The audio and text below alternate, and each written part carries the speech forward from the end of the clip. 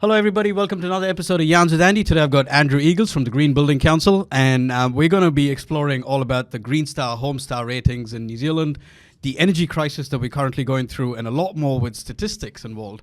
Welcome, Andrew. Oh, great to be speaking, Andy. I look forward to the chat. Yeah, me too, mate. Me too. Thank you so much for making time for being here. I really do appreciate it. I know you have a busy schedule with what you're doing, but I love your work. I'm really looking forward to what we can explore and get into it and have some laughs as well. 100%, mate. Before we do all of that, tell us a little bit about yourself. So I'm Andrew Eagles. I grew up in Taranaki, studied in the South Island. So yeah, Taranaki lad. Yeah, nice. Which is interesting because it's where the centre of energy exploration is in New Zealand. I know we're going to come on to that later. Yeah, we will. And then English and economics in the South Island.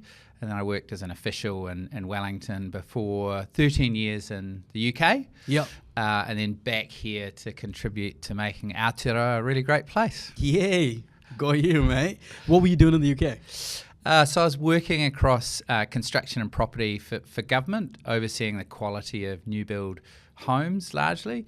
The homes that were built around in the London area for affordable housing, that sort of thing. I also worked for a startup. You know all about that. Yeah, mate. We are a startup. Yeah, the hard yards that went on. I remember late nights and just having to believe in it, right? Like, when did you guys start out? We started in 2021 in the middle of COVID.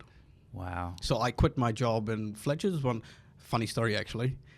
Jacinda announced on air that, we're going to be closing our borders. And the next day she came on and said, we're going to be releasing all this construction work. Yeah. Like, it's the very next day. Yeah. I sat down there watching the TV in disbelief. You know those 1 o'clock briefings, the COVID briefings that we had? Well, one of those. And I just sat down there and I went, math and 1 + 1 is not equal to 2 here. Yeah, stop the borders, but get construction working. Yeah. So the very next day, I went and handed my resignation to Fletcher's and said, I'm starting my own company. And everybody said, what if you go in another lockdown? What about your job security?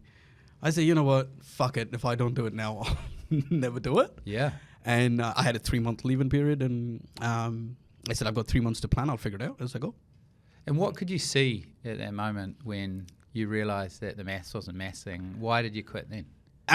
Because I sensed the opportunity, right? So it wasn't just that they were going to release construction work. It was shovel-ready work, and they were going to pump in money to keep the economy going, right? That meant with no additional workers from overseas, and if they're propping the economy up with a boatload of money to then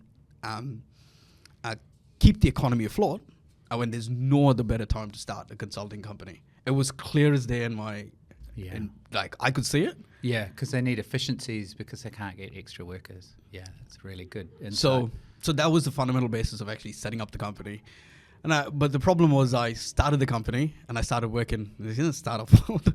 I started working 10 times harder, and that led to other problems. I know, yeah. You did work, and that you had a success with that, but then you had to recalibrate your own. Yeah. Then work what does practices, business healthy.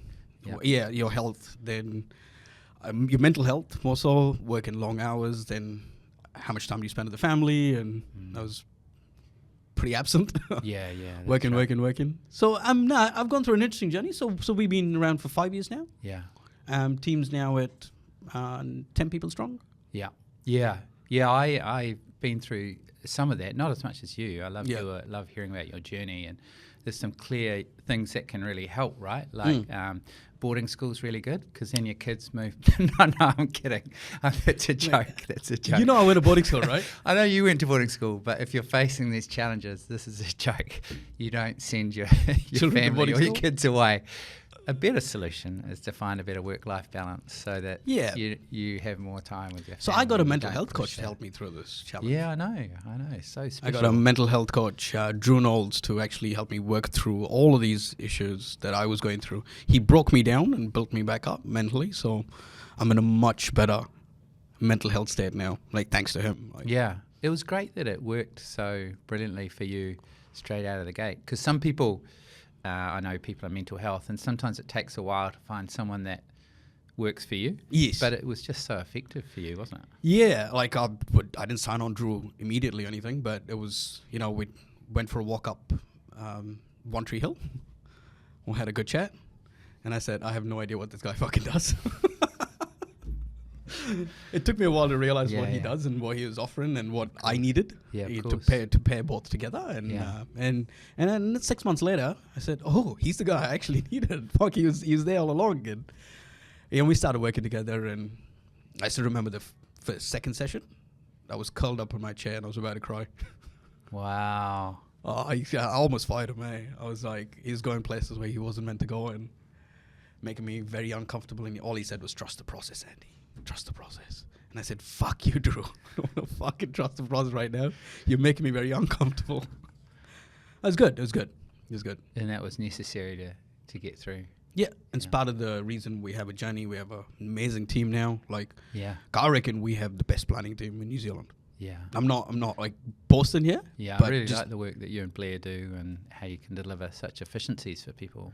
Yeah, that's all we focus on. The whole ethos of the company is smarter, faster, better.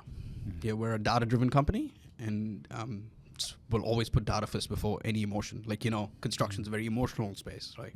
People Well, it can try- be, yeah. Oh, yeah. it always is. Not Yeah. can be. It always is. Trust me. Like, people say it's like, "Oh, you work in construction, you're much, man." Nah, mate. Like, there's so much of emotion on a construction site. You walk on a construction site, you will feel the emotion. You'll feel who's undergoing a lot of pain, the struggle, Stress, yeah. the stress, So that's why we pride ourselves on being a very data-driven company. Take the emotion out of it. What does the data tell you? Yeah. Start the story from that particular point in time. Everything makes sense. But you start your conversation from an emotional standpoint. You're getting into arguments. Yeah.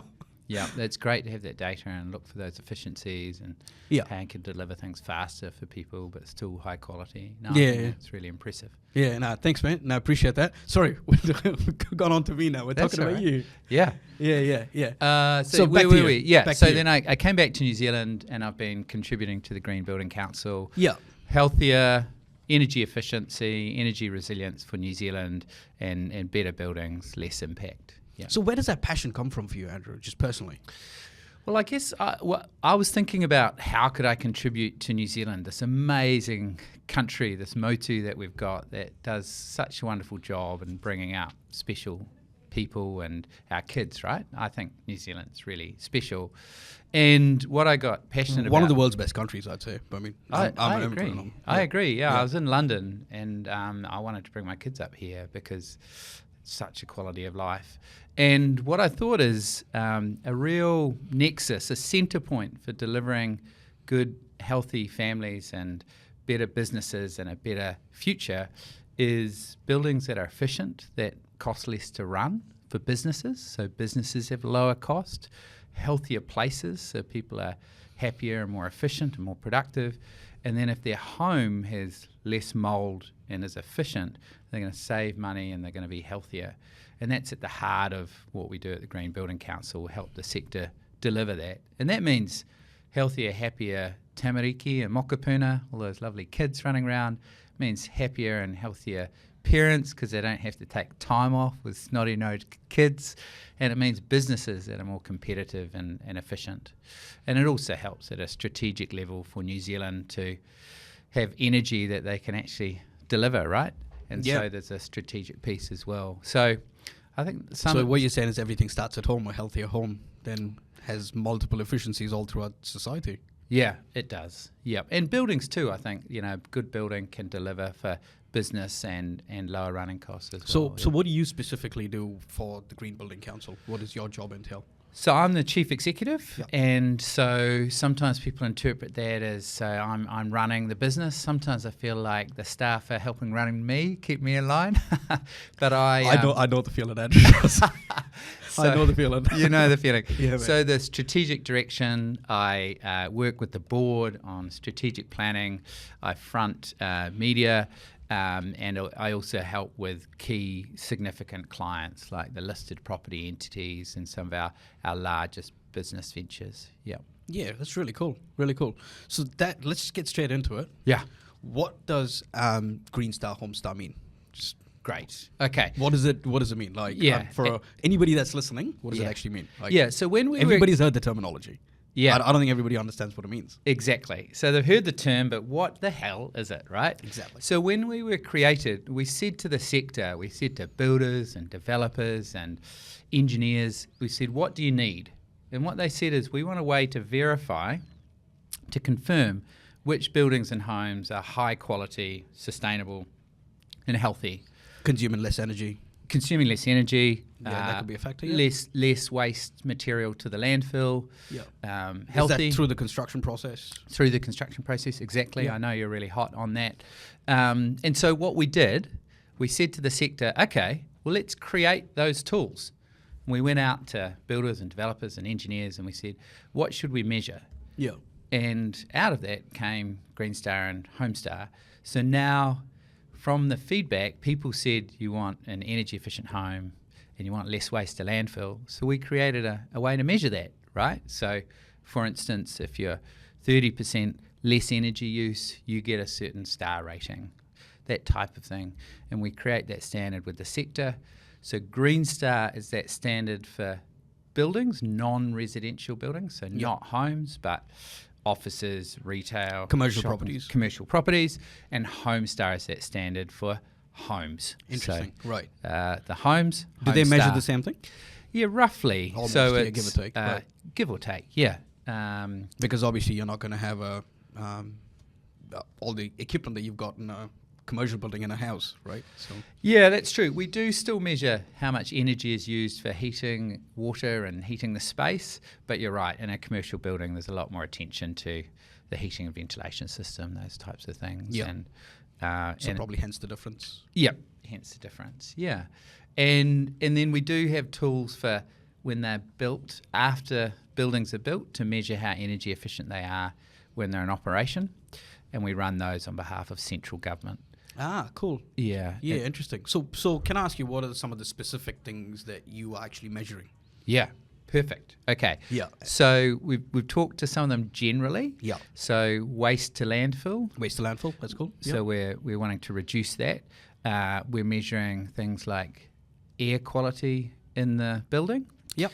So you have more fresh air coming into the building, that gets more points in our scheme. We measure energy efficiency, and then I'm gonna mention a more technical one: embodied carbon. Yep. So you'll be across it, but yes. just for anyone who isn't, it's the pollution we create when we're creating building materials like brick or steel or glass. It's how much pollution we create when we're creating that, and that's in total, that's 9% of New Zealand's carbon emissions. So we just ask that people measure that and try to reduce it where possible. So, and the way you do that is you take your quantity surveyor with his quantities, and you push it into a calculator. Very quick, very easy, and it will automatically tell you the embodied carbon pollution created from the building based on materials. the materials you are using to build it, and which will also account for the amount of the fuel used by the truck to actually transport it from point A to point B. Exactly. To the equipment used to install it. And there you go. You're I know, on mate, it. I know. Yeah, I've done a lot of research on embodied carbon. Oh, watch out! Andy's on it. He's across Yeah, and- I knew and you would be. waste. I knew you would be across Yeah, all of that, and waste. I know and you're waste and interested, waste. passionate I mean, about yeah, it. Blair does work for strategic planning now, and he spent a decade working for Henderson Demolition.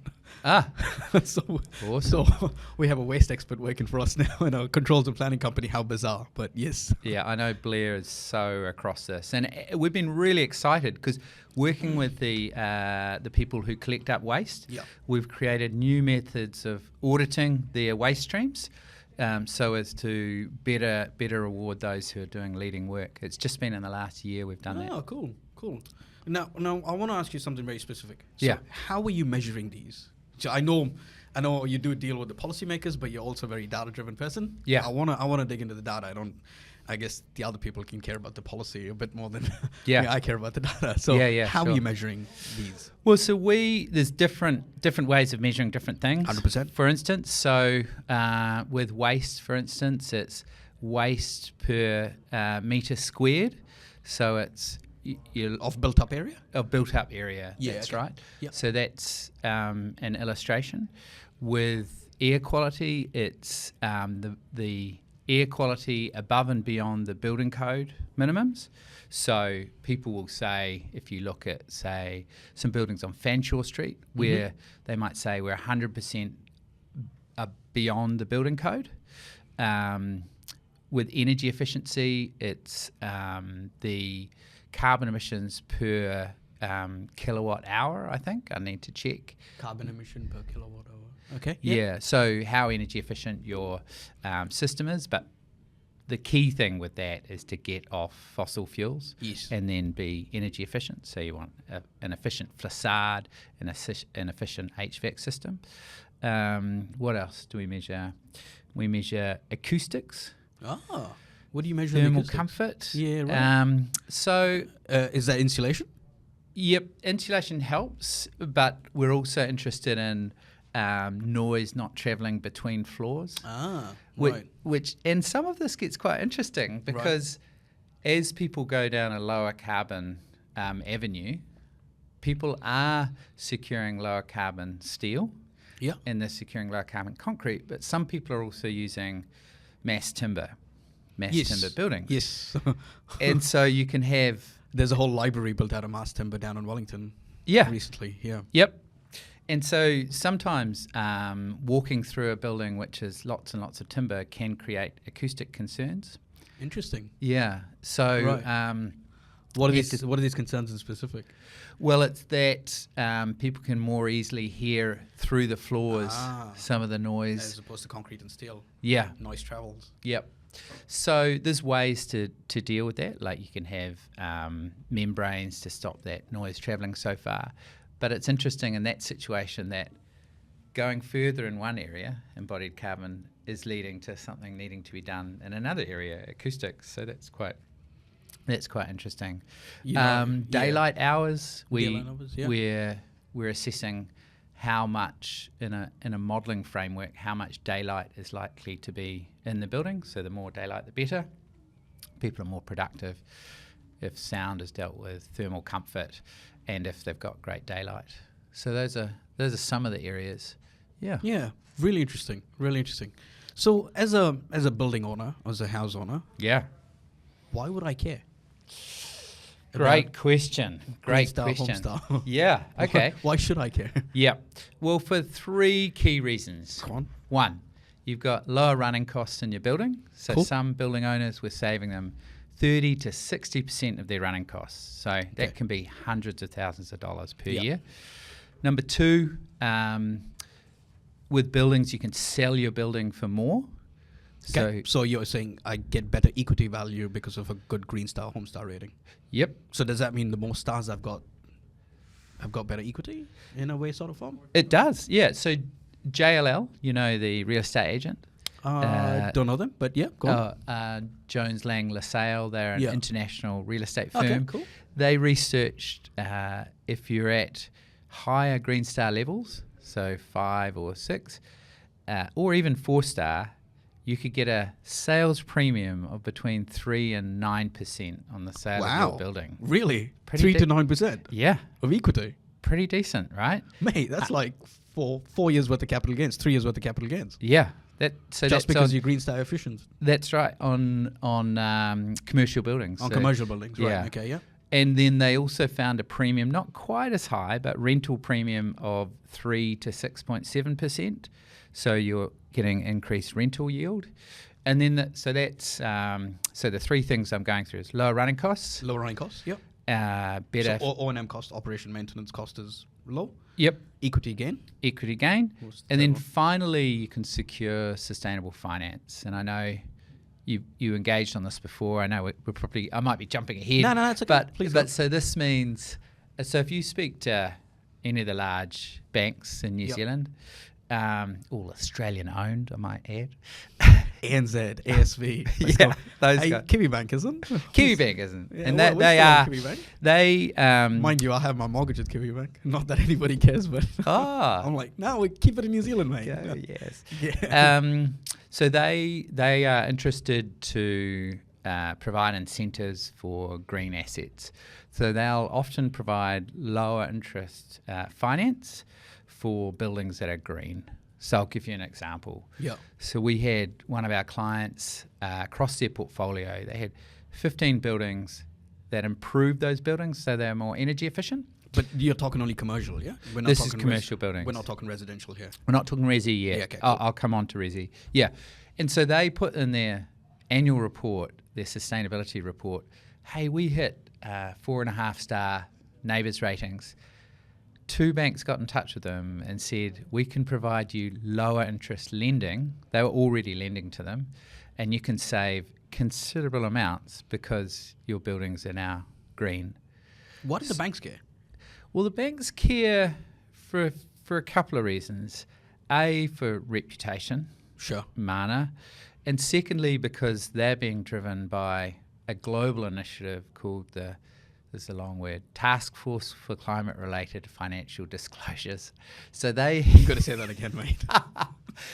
Okay, Task Force Task Force for Climate-Related for climate-related Financial Disclosures, financial disclosures. or TCFD.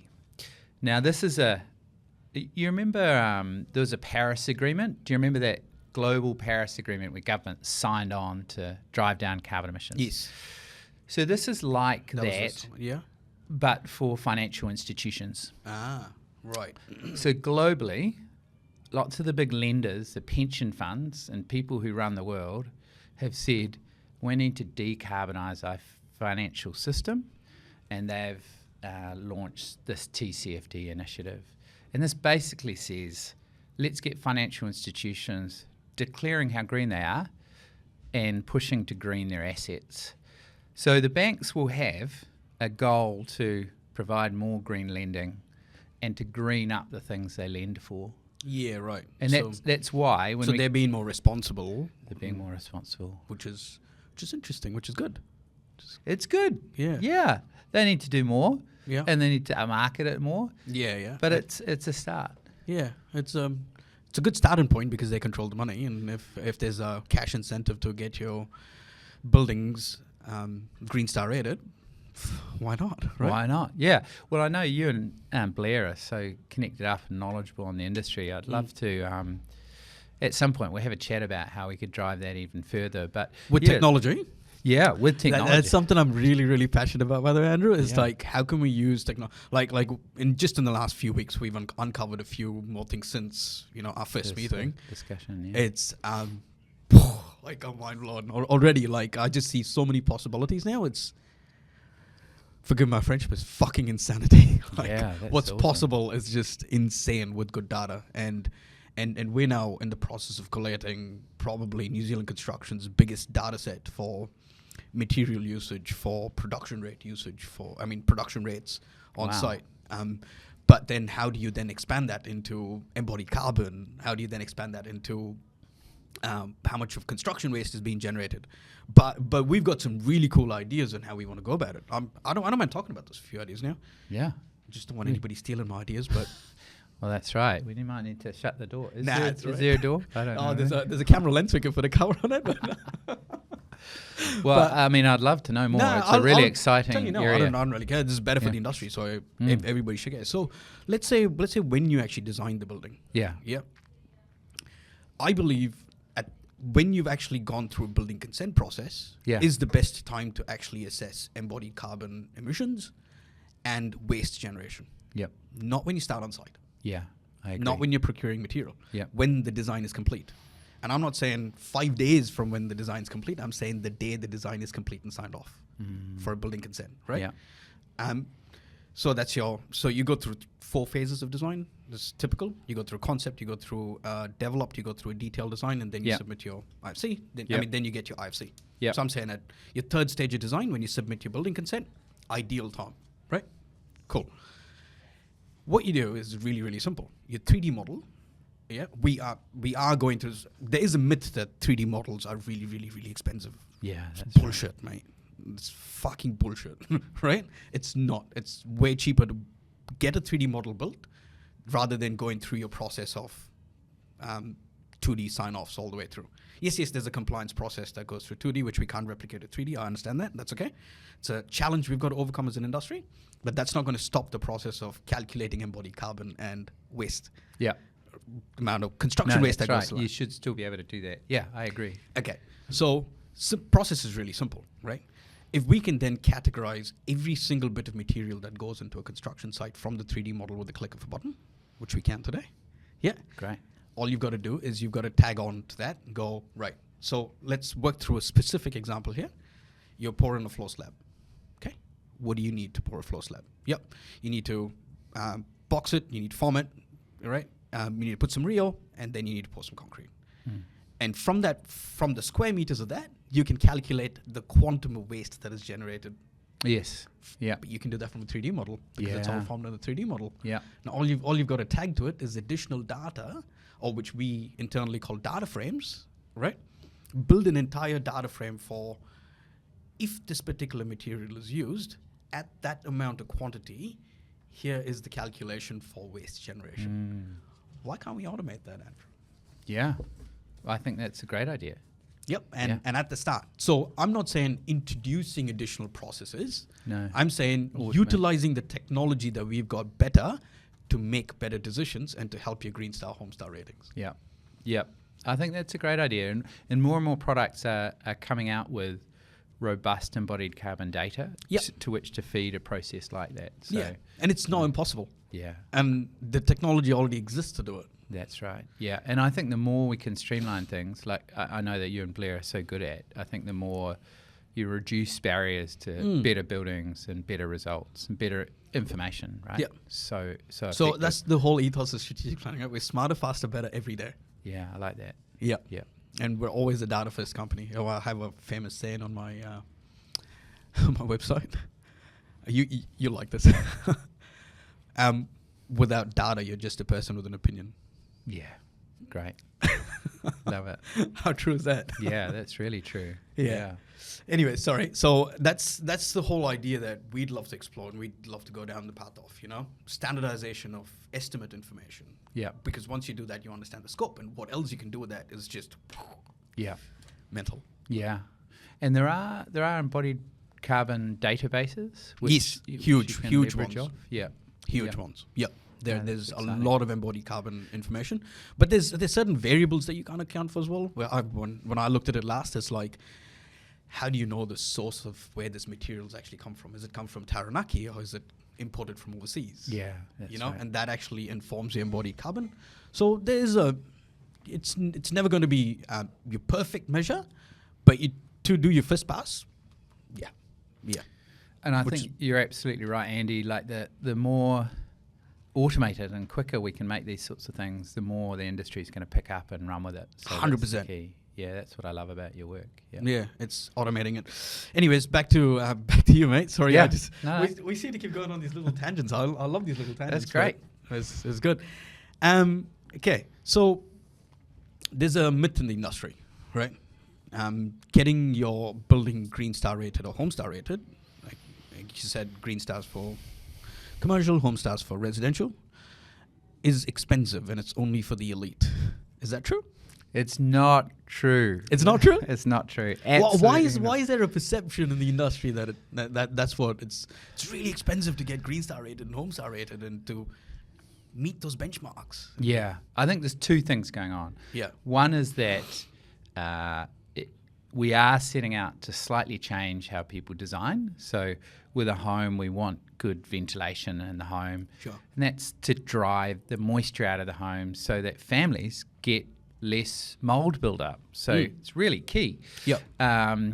But it's not the difference that people perceive it as. So we've had multiple clients come and tell us that it's under $10K. In some instances, it's $2,000 or $3,000 additional for a house build. And when you look at that relative to the cost of building a house, let's say, I don't know, $300,000 to $700,000, it's minimal uplift. So the first thing is people misunderstand the potential uplift in cost, and sometimes they factor it in late in the stage. So if you've completely designed up a house, you're about to start to build, someone comes along and says you need to change the design, everyone's going to get upset. 100%. So we shouldn't do that. Yeah. But if you start early, you factor it in, you can have a great building at less than 1% to 2% additional cost. That's the first thing. And the second thing that we completely miss is all of the upside. So we had Infometrics analyze house construction, and they found that you could get the payback in the more efficient home within 3 years through lower running costs and a lower interest mortgage. And then you gain over the course of your house between $60,000 and $100,000 lower costs. Wow. Lower running costs for your energy bills, but also a lower mortgage rate that ANZ provides. So, you know, we often don't count in those benefits. Yeah. And the other thing that has just started to become more and more apparent is that now most of the major banks provide lower interest development finance. So it's not for the mortgage owner. So let's say you're a developer. Sure. You're developing. We had a case study in Christchurch, building 5 or 6 homes.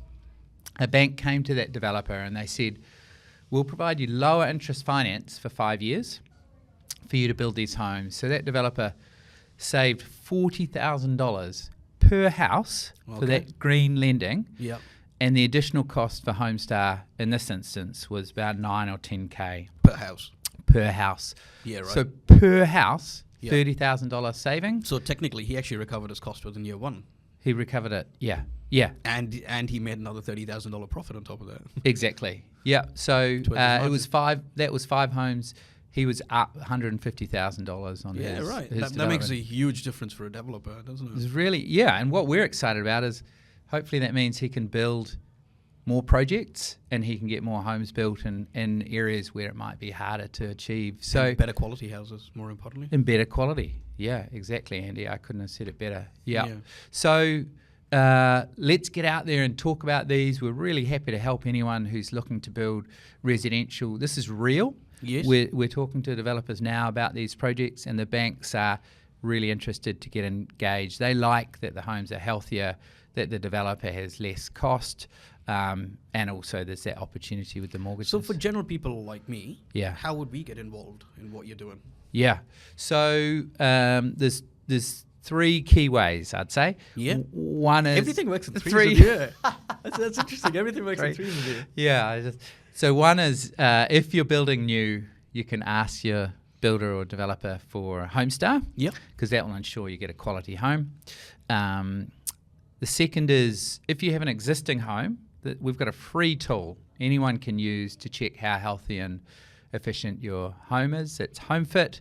You can go in and look at whether your insulation is decent, whether you've got drafts, and whether the house is efficient and warm. Is that an app or is that just it's a free app? Yeah. Yep. So I just find it on Play Store. Yep. What's it called? HomeFit. HomeFit. All right. Yep. We'll put that in bold letters so people can find it. Yeah. Oh, thanks so much, Andy. Yeah, and then if you want someone to come and install stuff or to do an assessment for you, then you can find them on that. And then finally, if you're in a business, you can say to them if they're going to build a building, hey, have you thought about an efficient, effective building? And that's with that Green Star, and that the tool we use for existing buildings is called Neighbours, so you can assess the quality of existing buildings using the Neighbours tool. And we just launched 4 new typologies for Neighbours 2 weeks ago with the Minister of Construction and Buildings. Oh, cool. Is that Minister Chris Pink? Mr. Chris Pink, yeah. Minister Chris Pink has been on my podcast as well. Has he? Yeah, All right. How was that? Oh, it was interesting, yeah. I challenged him on a few things, and Good. I'm not a political podcast. I care about construction. Yeah. So challenged him on a few things construction. He's very knowledgeable. He is knowledgeable. Very knowledgeable and a straight shooter. That's what I really liked about Minister Chris Pink. He answered every question to the point. Great. Didn't beat around the bush, and I didn't want to get into politics, and he agreed, and he said, "Yep, I'll keep politics out of it." Great. I didn't expect that, by the way. Yeah, didn't you? You were a bit surprised. I was a bit surprised. Nice. I was going like, can we leave your political agenda behind? I want to talk about construction, how we can make construction a better place for everybody.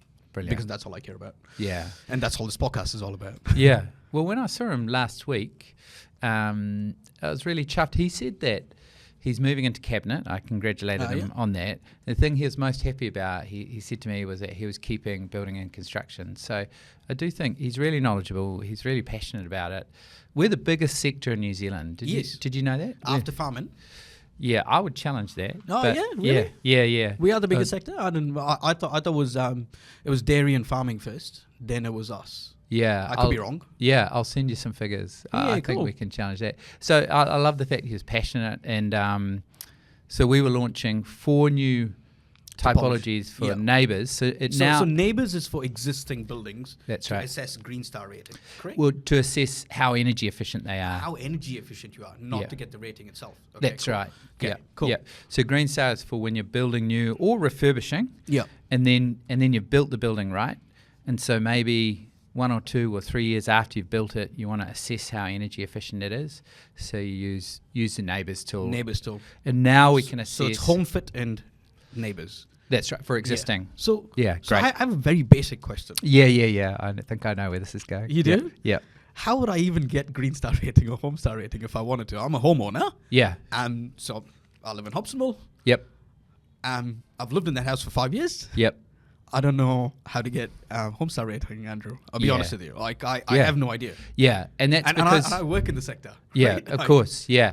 So HomeStar is for new homes. Okay. If you wanted to access your existing home, you'd use the HomeFit tool. The HomeFit tool. Yeah. Right. Yeah. And so that would give me a rating that I could then take to my bank. It would give you a pass or fail. Yes. Okay. And it will give you recommendations on how to improve. Yes. We don't yet have. What you can do with that is you'll have recommendations on how to improve the home, and you can go to the bank and say, "I'd like to get a low interest loan to do the refurbishment." Yeah, I like that idea. Yeah, and so and banks will understand that, of course, because now they're giving renovation loans at 2.5%. Is what I said. They are. Yeah, but better than that. Andy, I've got a deal for you. It's even better than that. You can get 0 or 1% loan for these things to improve your existing home. Really? Yeah. So ANZ will provide a 1% loan. 1% loan. Up to $80,000. Yeah. Westpac will provide up to $50,000 at 0%. I think for 3 years, maybe it's 4.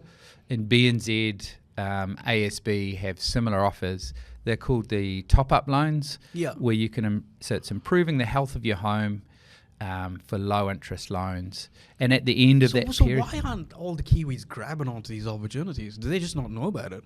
Well, I mean, quite a few people are. Are they? The banks are reporting that. So it's just people like me that are working their asses off all the time doing all that. Yeah, I mean, let's get it out there more, right? I mean, the great thing with you've got such a huge reach, and it's a great way to improve. So if you want double glazing, more insulation. Solar panels, batteries, all that stuff, and even an EV. Actually, you can get an EV on a low interest loan. You do need to pay it back in that period, or it goes onto your mortgage. But But look at that, you could get up to $80,000 for 1%. I mean, that's insane. Yeah, that's for insane. 4 years. Yeah, that's crazy. No, I seriously need to look into it. Yeah. And if you want to assess how you should improve your home, there's that free tool, HomeFit.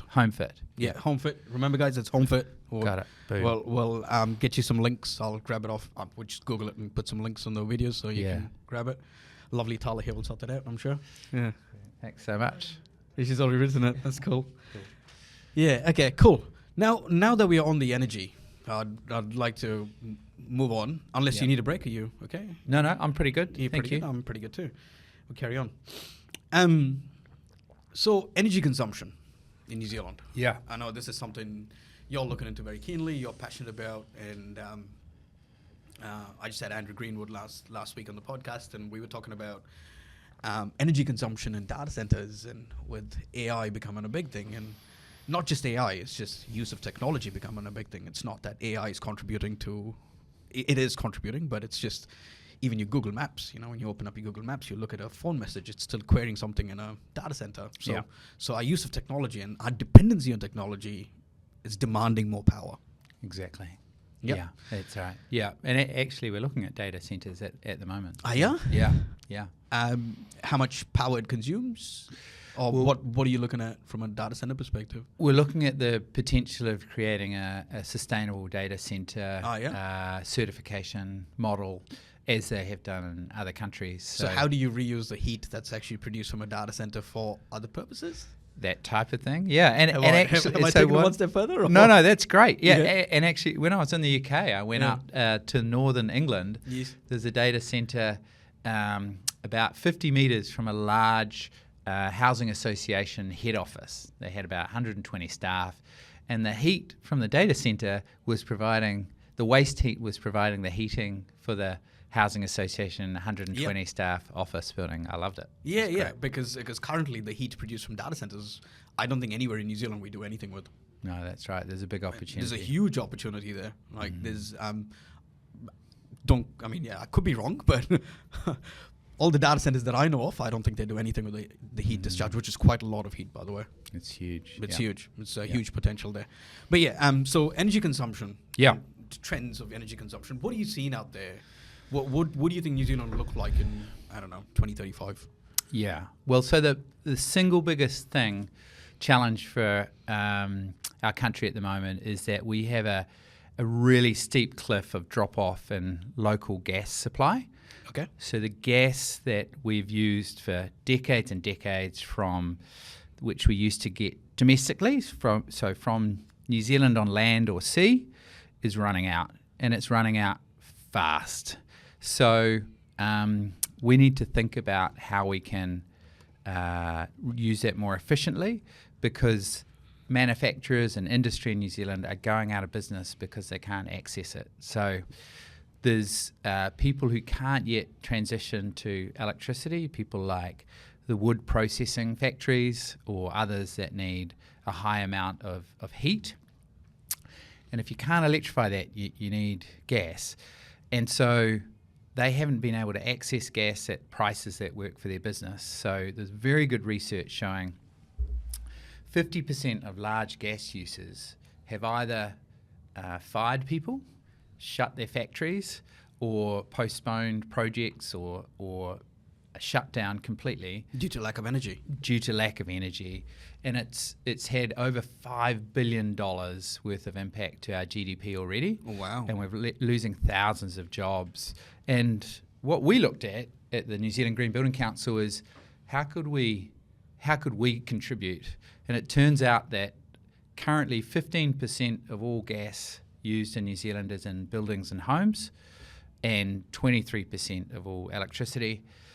And the more we get efficient and the more we stop installing gas into homes and buildings, which we don't need because we can electrify, 100%, then we can free that gas up for manufacturers and industrial processes. The industries that actually genuinely need it. Exactly, yeah. So there's a great example. Take it out of the homes, move it into the commercial space that's currently bleeding. Right? Exactly. And we'll keep jobs in New Zealand. There's a great example of a horticulturalist. He grows tomatoes and cucumbers. And he was saying he couldn't access gas at the price that he needed. It was going to be a 40% increase in price, hundreds and hundreds of thousands of dollars. And the interviewer said to him, how much gas do you use? And he said 3,000 homes worth of gas. And in the last year, we've actually connected up 3,000 homes up to the gas network that didn't need to be, right? They could have all had electric heating, electric cooking, electric water heating, and actually they would have been more efficient. So our research found that when we move our homes and buildings off gas, say with hot water heat pumps, you could save New Zealand families $1.5 billion a year and free up 40% of our current gas production for industry. But there are so many homes out there being built with gas today. Exactly. It's horrifying. How do you help make that transition to electricity? Yeah, well, I think a really big part is helping plumbers understand there's other opportunities for them. Is it the plumbers or the designers? It's a bit of both. Yes. It's a good point. I think we need to get the designers to realise that many of those homes putting gas in a short space of time, those families will want to get off gas because the gas price is going up and up and up. Well, I think there's a cultural aspect to it as well. I'm ethnically Indian. Yeah. Right. And you look at the Chinese community or the Indian community in New Zealand. Yep. I reckon they prefer using gas, just from their upbringing. Yeah. historically. Yeah. So there is a cultural aspect to it.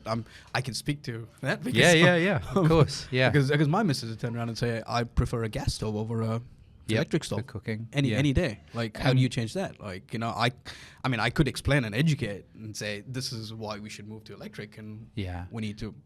We've had that conversation, by the way. Have already. you? Yeah. Nice. Yeah, we've already had that conversation. Yeah. How did that go? Do you think? I prefer gas. Do you? No, that's what she said. So. That's what she said back. Yeah, look, I don't think you're going to win everybody. You're not. But I think over time you can slowly build it up with people who are more amenable, and not everyone will have this preference. They did a really savvy thing in Sydney. Yes. So in December of this year, all residential construction, all hotels, all apartments, and all of those won't be able to build with gas, any gas connected up. But for restaurants, they said you've got an option. You can install gas, but you've got to be ready to electrify after that at some point in the future. So they gave them the option. But that would be difficult electrifying a restaurant, though, wouldn't it? Well, it's not that difficult because the cooking systems are available now. But what happened when they did this is that a number of developers said, oh, well, we've looked at the costs, and actually our chefs are on board with it and would rather go down the electrification route. And some of them who wanted to keep gas, they could, but they knew that in future, if they needed to switch out, they could electrify. And I really like that nuance because it's not so options. Provide options. You're not just cutting people off from what they used to. Yeah, that's right. And another developer in Australia, he said, if you want to install gas on your residential development, you can, but it's got to be bottled gas. Yeah, right. And the risk and the costs are down to you. I do think there's also a really good piece around health and well-being. The Energy Efficiency Conservation Authority did some great research showing that cooking with gas in the home has more pollutants in the air, and so that might be something that helps with some. You actually brought up an interesting point, Andrew. So how do we now look at what other countries are doing and bring all of those learnings back to New Zealand? I don't think we do enough of that as a country, by the way. I don't think we do either. And I know you guys are doing some great work overseas. You've got all these amazing projects. Yeah, we'll love working overseas. Can you imagine that? Like, I started a company from my garage, and we're actually working on international airports right now. It's amazing. It's amazing, Andy. It's crazy. It's crazy. Yeah, I mean, sometimes I look at it and I pinch myself. I'm like, oh fuck, it's real. Shit. Yeah, I just looking at the caliber of the projects you're working on is just so exciting, and how you're delivering efficiencies for them overseas, and we love that, right? Yeah. Kiwi ingenuity changing the world and getting on massive internationally renowned projects, I think is exciting. But here's the thing though, every time we're working on those projects, we're thinking, how can we bring this back and implement it in New Zealand? Yeah. Like, what can we take, what learnings can we take from here and bring back to the projects in New Zealand? Like, that's a key focus for me, right? Like, because I think we're so far apart. Like, we talk a lot about Australia, and they're over the ditch, and that's 4 hours away by an airplane. Yeah. Right? It's really far. Yeah. Everybody else is at least 8 hours to 10 hours away. It's even further. It's even further. So we're pretty disconnected from the world, right? So those opportunities for us to learn they're not readily available. Like if I was living in Malaysia, or I was living in Singapore, it's a 1 hour flight for me to go to a conference. Yeah, it's amazing, isn't it? It's crazy, right? Yeah. We don't have those opportunities, right? So we've got to actively seek out those opportunities to go, what can we do differently? Yeah. What is the rest of the world doing? Yeah. Can we stay up to speed and up to date with what everybody else is doing? How do we learn? Yeah. Not just Sydney, not just Melbourne, not just Brisbane. I'm saying it's a bigger world out there. Yeah, I think that's great. So we are connected up with many other green building councils around the world. We do learn a lot from our sister organisation, the Green Building Council of Australia. And at our Green Property Summit on the 11th of August, everybody, do come along. Do I already have tickets? Yes, I'll get you in. There you go. I just got myself free tickets. That's how you score free tickets, guys. Very, very savvy, this guy. I know you'll post about it, so Of course I will, mate. We've got international speakers coming to talk about their experience and what they've seen overseas. So it's going to be a really great piece on sustainable, healthy fit-outs. Oh, yeah. And we've got the head of Asia Pacific from CBRE speaking about their experience with low carbon healthy fit outs, and they've got experience across all of Asia Pacific. So I think that's a really great way to learn, and we do share case studies from overseas, including low embodied carbon builds and great projects. Yeah, I look forward to your feedback on the day. Yeah, mate, 100%. You know, feedback on LinkedIn or feedback one-to-one? Hey. Either. Beer, coffee, always welcome. Me too, mate. Me too. I think we've beaten around this quite a bit. So, I want to touch on a little bit of you personally, your and your leadership. You're leading your son's football team, coaching your son's football team. Yeah. Yeah. Oh, thanks, Andy. Yeah, that's been a real special experience for me. It's funny. How's that experience been for you? Like, is it like, what are you learning? Yeah. I So what Andy's getting at is I'm coach of my son's football team, and I have been since he was about 5 or 6. And I've learned a few things. First of all, kids are far more flexible and quicker than adults. Adaptable to change? Adaptable to change. I fully agree with that. So fully agree with that. They can respond to dynamic situations really well, I think, more than we give them credit for. The biggest one I think I've learned is that at the end of a game or at halftime, I can say, here's what's going well and here's what you need to do. But I think what's more powerful is when we turn it around and say, guys, what do you think's going well? And what could we do? Because when you hear it from people, like I think it's similar on a construction site, what could we do better? It's far easier to take it on board, and it's far more powerful. So we finish with, okay, guys, what's going well and what could we improve on? And you get these 9, 10, 11-year-olds talking about it and feeding back, and it's really uplifting for me to hear them talking about how they could work as a team and, sharpening out their passes. And then we finish with hey, let's celebrate what somebody else has done well. And it's facilitation as opposed to telling. And My recollection is that it was quite different to how I played football. Yeah, right. But it's really powerful, and I think there's something there for us to take away from. Are you bringing some learnings from there back into your workplace? I am. So see, I do that all the time too. Do you? I do. I mean, I've got 2 children, so I learn a ton from them. Just even sports that I play with them, or I learn a ton. From them. It's powerful, isn't it? One of the things I'm trying to get better at, I still need to get better at, is it feels like asking questions of people is more powerful than telling people. And I know from having met you, you're brilliant at that. And in fact, this whole conversation you're starting is brilliant for the whole sector, because you're talking to people, but you're doing a lot of listening as well. So I do think that's powerful. It's the skill I have had to learn the most. How to shut the fuck up and listen to another person. Trust me, when I started this process, I wasn't good at it. I'm still not really good at it. I mean, I'm learning every day, but every conversation. But yeah, really cool.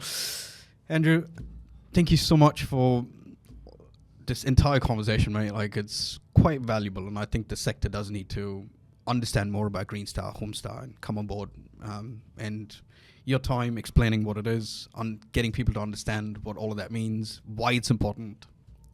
Thank you so much. I really appreciate your time and everything you've shared today. Oh, Andy, well, kia ora e hoa. It's been great. I love the work you and Blair are doing. And I think this piece and how you're helping the sector drive forward to a better construction sector, it's really inspiring. I know I've spoken to people who've been on and who listen in. Keep up the great work. Kia kaha, my brother. Thank you, mate. Appreciate it. Cheers. Thanks a lot.